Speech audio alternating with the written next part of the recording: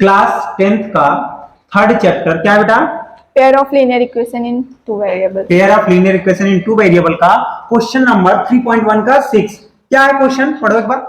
Given the linear equation 2x plus 3y minus 8 equals to 0, write another linear equation in two variables such that the geometrical representation on the pair of so formed is। ठीक, क्या कर रहा है question? समझ में आ रहा है कि गिवन द लीनियर इक्वेशन, एक लीनियर इक्वेशन यहाँ पे हमको दिया हुआ है, ठीक। राइट अनदर लीनियर इक्वेशन, हमको दूसरा जो है लीनियर इक्वेशन को लिखना है, राइट करना, लिखना है।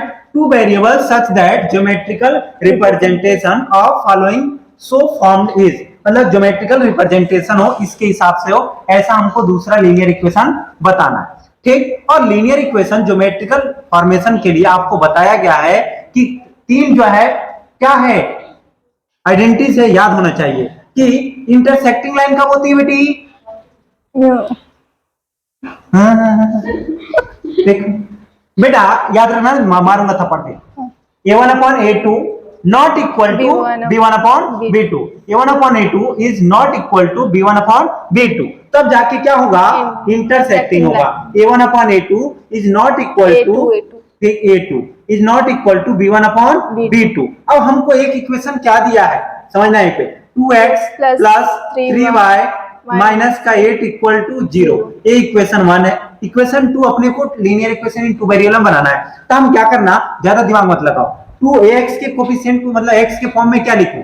तुम बोलो, हाँ जो बोलो, जो तुम्हें बोलना हो। 2x, फिर से 2x लिखो, लिख ले 2x। चलो अब प्लस लो माइनस लो, अपने हिसाब से बता दे क्या लो, प्लस लो कि माइनस लो? आपको सही लगे तुम आप बोलो ना, क्या बोलो, क्या करो? Plus 4y minus 4y minus का 4y, ठीक। यहाँ पे जो मर्जी आपको लेना हो, प्लस में माइनस में क्या, -5 इक्वल टू 0। ये क्या हो गया? इक्वेशन 2। और यही इक्वेशन अनदर इक्वेशन है, यही क्या है? अनदर इक्वेशन है। क्यों?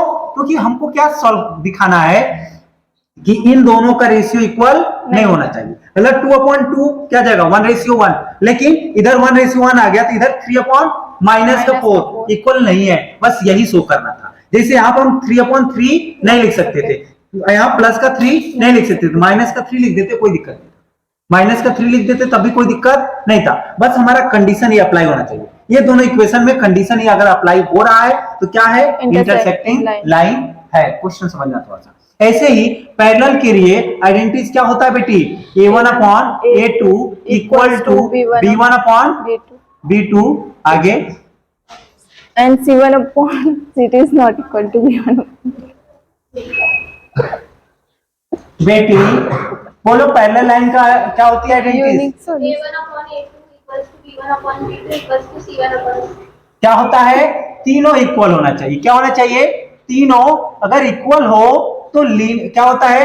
जो हमारे पेयर ऑफ लीनियर इक्वेशन होता है वो क्या होता है? क्या होता है? पैरेलल होता है, नो सॉल्यूशन होता है। क्या होता है? पैरेलल होता है और उसके सॉल्यूशन कोई फाइंड नहीं होते हैं। इसीलिए हमारे तीनों क्या चाहिए? इक्वल चाहिए। अब इस हिसाब से दूसरा इक्वेशन बनाओ। 2x के नीचे हम क्या लेंगे? देखो पहला इक्वेशन क्या है? 2x प्लस 3y माइनस का 8 इक्वल टू 0, ये इक्वेशन 1 है, पेयर ऑफ लीनियर इक्वेशन 1 है। दूसरा जो बनाना है वो इक्वेशन क्या होगा? हम 2x के नीचे क्या लो? 2 का हमको सारे इक्वल करना है ना बेटा, इनका रेशियो पहले इक्वेशन और दूसरे इक्वेशन, मतलब a1 और a2 का जो रेशियो होगा वो b1 और b2 और c1 और c2 से क्या होना चाहिए? इक्वल होना चाहिए। तो हम क्या करेंगे? 2 में किससे मल्टीप्लाई करेंगे? 2 से कर लो, तो यहाँ 4x लिख लो, और जिससे मल्टीप्लाई किया हो उसी से सेम यहाँ पे भी कर लेना, 6y, और उसी से यहाँ पे भी कर लेना, 8 2 जा 16 इक्वल टू 0। ये क्या हो गया? अगर a1 upon a2 b1 upon b2 c1 upon c2 करेंगे तो सबका रेशियो क्या आएगा? 1/2 1/2 1/2, 2/4 1/2 हो जाएगा, 3/6 1/2 हो जाएगा, माइनस के 8 upon माइनस के 16 1/2 हो जाएगा। समझ में आ रहा है? और तीनों क्या होंगे? इक्वल होंगे, इसीलिए क्या कहलाएगा? वो पैरेलल लाइन। ठीक। अब देखो कोइंसिडेंट के लिए जो आइडेंटिटीज है वो क्या है? ए उत्तरा इधर बता, कोइंसिडेंट की आइडेंटिटीज क्या है? दीदी बोल रही है, आ रहा है इनको क्वेश्चन। ठीक, ये याद होना चाहिए बेटी। क्या होना चाहिए, A1 upon A2 equal to B1 upon B2 is not equal to C1 upon C2। अब मैं एक इक्वेशन लिखूंगा, दूसरा तुम बताओगे, नहीं तो बहुत मार मार।